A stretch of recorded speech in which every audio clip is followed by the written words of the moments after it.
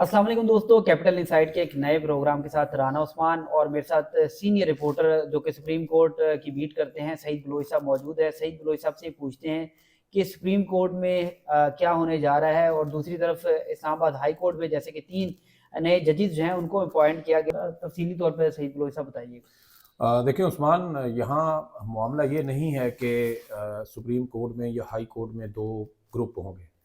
मामला ये है कि जब 26वीं आइनी तरमीम का मुसवदा पहली बार ख़बरों की जीनत बना, यानी अगस्त के आखिर में और सितंबर के शुरू में, तो उस वक्त ये चीज़ें आहिस्ता आहिस्ता सामने आना शुरू हुई कि इस्टेब्लिशमेंट अदलिया को काबू करने के लिए क्या प्लान बना रही है। और फिर सितंबर के महीने से ही हमें ये भी ख़बरें मुख्तलिफ ज़राए से उड़ती उड़ती हमारे तक पहुँचना शुरू हो गई कि मुमकिन तौर पे Islamabad high court, supreme court of Pakistan को कैसे काबू किया जाएगा। फिर हमने ये भी देखा कि जब 26वीं आइनी तरमीम मंजूर हो रही थी तो अचानक एक कानून सामने लाया गया जो सुप्रीम कोर्ट में जजेस की तादाद बढ़ाने के हवाले से था। इसी तरह सदर पाकिस्तान ने एक सदारती आर्डर जारी किया, गालबन ये सितंबर या अक्टूबर का ही महीना था, जब पेशावर हाई कोर्ट में 20 जजेस की तादाद बढ़ाकर 30 कर दी गई। और फिर उसमें अब देखें कि पिछले दिनों 10 एडिशनल जज तैनात किए गए हैं। इसी तरह इस्लामाबाद हाई कोर्ट में जजेस की तादाद 10 थी, जिसको बढ़ाकर 12 कर दिया गया। और लाहौर में अभी आप देखें कि 25 सीटें खाली हैं जिन पर तकर्रियाँ होनी हैं।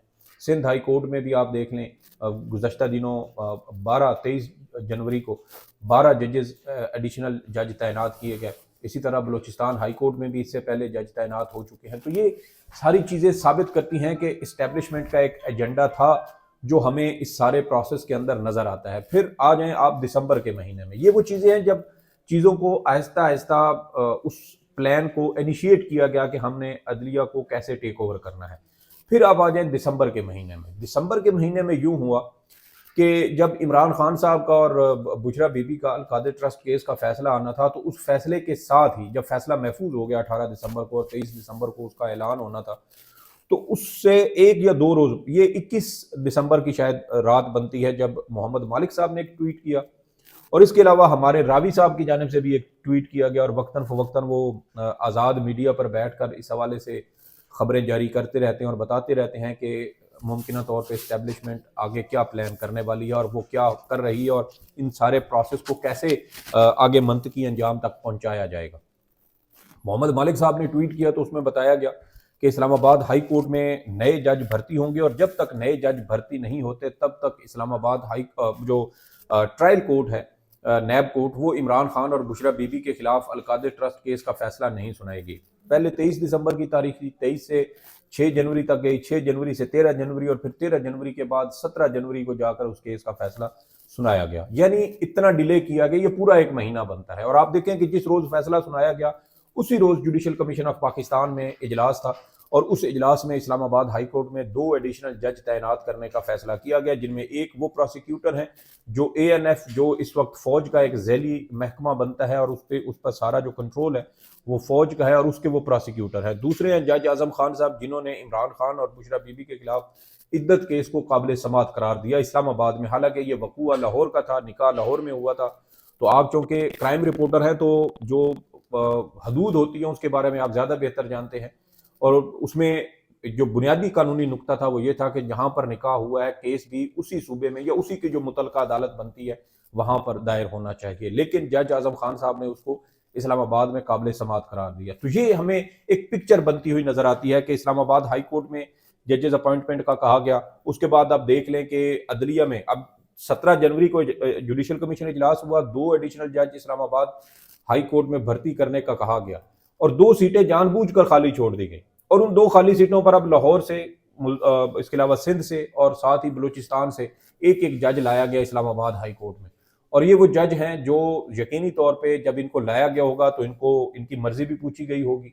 वजूहात ताहाल सामने नहीं आ सकी कि इन जजेस को दूसरी हाई कोर्ट से इस्लामाबाद में क्यों लाया गया, वरना अमूमी तौर पर आप वजूहात बताते हैं। अभी गुज़श्ता दिनों इस्लामाबाद हाई कोर्ट के जजेस का एक और जो ख़त मंजर आम पर आया उसमें उन्होंने ये वजूहात लिखी हैं कि लाहौर हाई कोर्ट में इस्लामाबाद हाई कोर्ट से 10 गुना से भी ज़ायद केसेस ज़ेर इल्तवा है।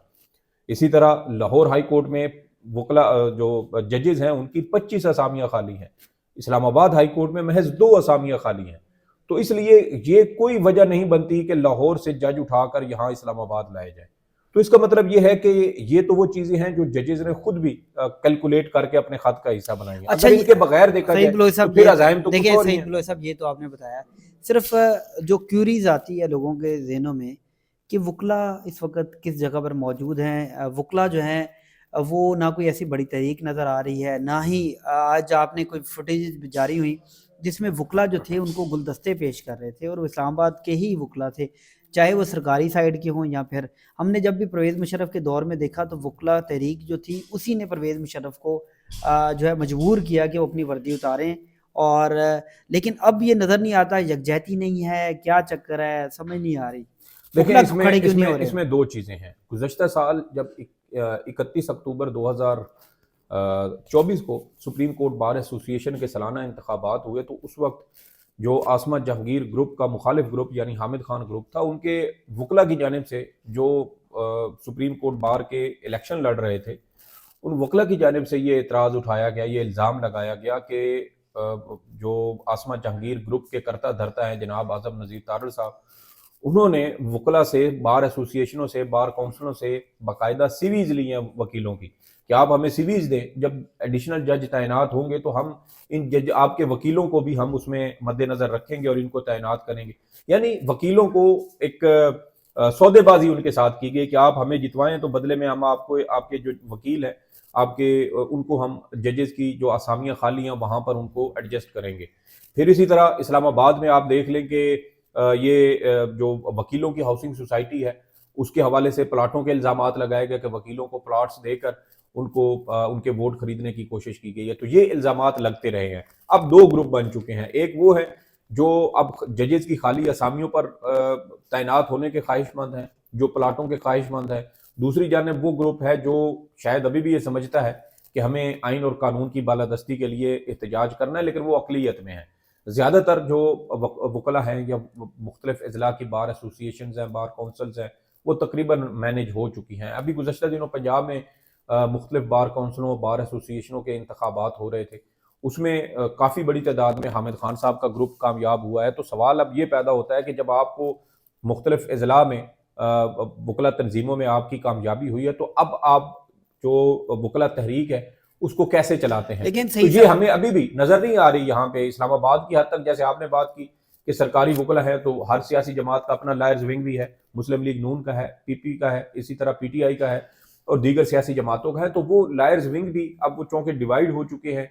अब ये भी चीजें नजर आ रही हैं कि जजेस की असामियां खाली, अब ये देखें कि अभी सिर्फ हाई कोर्ट्स में और सुप्रीम कोर्ट में जजेस की असामियां पुर हो रही हैं। अभी डिस्ट्रिक्ट कोर्ट्स में 1000 से जायद वकीलों की जजेस की असामियां खाली हैं मुख्तलिफ शहरों में। तो जब वो तैनातियां होंगी तो फिर यही बार काउंसिल्स हैं, यही सियासी जमातें हैं, उन्हीं के लायर्स विंग है और उन्हीं के हिमायत मतलब ये है कि जिस तरफ लोग देख रहे थे कि एक ताकतवर, जैसे कि एक मीडिया था, सतून था, एक वकला भी जो है वो एक बड़ा सतून समझा जाते हैं और अब सियासत बेंच और बार तो एक साथ ही होते हैं। सियासत में भी उनका बहुत बड़ा किरदार है। तो लोग देख रहे थे कि वकला आएंगे और वकला जो भी जुल्म ज़्यादतियाँ जो है वो पाकिस्तान में हो रही हैं, जो मुश्किलात लोगों को आ रही हैं, चाहे वो इस साइड के ग्रुप की हो या उस साइड के ग्रुप को, तो वो उसका अदाला करेंगे और तहरीक चलाएंगे। लेकिन आज की एक छोटी सी मिसाल देता हूँ। आज आप देखें 2 एलामिये जारी हुए हैं, एक हुआ है बलूचिस्तान बार काउंसिल की जानिब से और एक हुआ है सुप्रीम कोर्ट बार एसोसिएशन की जानिब से। अब सुप्रीम कोर्ट बार एसोसिएशन ने इस्लामाबाद हाई कोर्ट में जजेस ट्रांसफ़र को खुशाइंद करार दिया है। दूसरी जानिब बलूचिस्तान बार काउंसिल ने जो एलामिया जारी किया है, उन्होंने इस्लामाबाद हाई कोर्ट में जजेस ट्रांसफ़र को अदलिया के खिलाफ गहरी साजिश करार दिया है। तो यहाँ से आप अंदाज़ा लगा लें कि एक वकीलों का ग्रोह इस तरफ खड़ा है तो दूसरा इस तरफ खड़ा है, तो वो बिल्कुल मुख्तलिफ जो है ना वो अपनी पोजीशंस पर खड़े हैं। तो तकसीम है, तकसीम होने की वजह से ये मसाइल बढ़ रहे हैं। अब देखें कि जब 2008-9 में वकला तहरीक चली थी तो उसमें सियासी जमातें भी उसमें शामिल हो चुकी थी। मियाँ साहब लाहौर से चले थे और जेहलम पुल से पहले पहले उन्होंने कहा था कि हम इफ्तिखार चौधरी की बहाली का नोटिफिकेशन करवाएंगे और फिर हमने देखा कि वो हो भी गया। लेकिन उस वक्त वकील मुतहद थे, सियासी जमातें साथ आ गईं, जिसकी वजह से कुव्वत में बहुत ज़्यादा इजाफा हो चुका। अब सियासी जमातें हुकूमत में हैं और वकीलों को तकसीम किया जा चुका है। अब मैंने आपको 2 बार कौंसल 2 वकला तंजीमों का वो बताया है। इस्लामाबाद की सूरत हाल आपके सामने है, डिस्ट्रिक्ट बार में भी मुख्तलिफ तकसीम है, इसी तरह जो हाई कोर्ट में आप चले जाएँ तो वहाँ पर भी। तो मुझे नहीं लगता कि वकला तहरीक कोई बहुत ज़्यादा ज़ोर पकड़ेगी, क्योंकि 26वीं आइनी तरमीम के वक्त अगर उस्मान साहब कुछ नहीं ना हुआ तो मेरे ख्याल में उसके बाद भी कुछ नहीं होगा। उस वक्त तो यहाँ तक कहा गया था हामिद खान साहब की जानिब से कि हमारी लाशों से गुजर कर 26वीं आइनी तरमीम, ना लाशें गिरी और 26वीं तरमीम भी मंजूर हो चुकी। आज 3 महीने से ज़ायद का अरसा गुजर चुका है, दरख्वास्त तक अभी तक समात के लिए उसके ऊपर बाकायदा मेरिट पर दलाइल का आगाज़ नहीं हुआ, तो फिर पीछे कोई चीज़ रह नहीं। मेरे ख्याल में सारे हफ्ता 2 हफ्ता तक एहतजाज करेंगे और उसके बाद चल सो चल। जिनके बहुत जिनके बलबूते पे पहले एहतजाज होते थे, अब वो दूसरी साइड पे खड़े हैं। तो बहुत इस वजह शुक्रिया से सईद बलोच साहब, आपने अपना टाइम दिया और जैसा कि आपने तमाम तर चीज़ें बताई और जो लोग उम्मीद रखे बैठे हैं कि वकला तहरीक होगी या फिर कोई ऐसी सियासी मूवमेंट होगी, तो वो जो है मूवमेंट नज़र नहीं आ रही। आज के प्रोग्राम में सईद बलोच और राना उस्मान को दीजिएगा इजाज़त। अगले प्रोग्राम में फिर आपकी खिदमत में नए टॉपिक के साथ हाजिर होंगे। अल्लाह हाफ़िज़।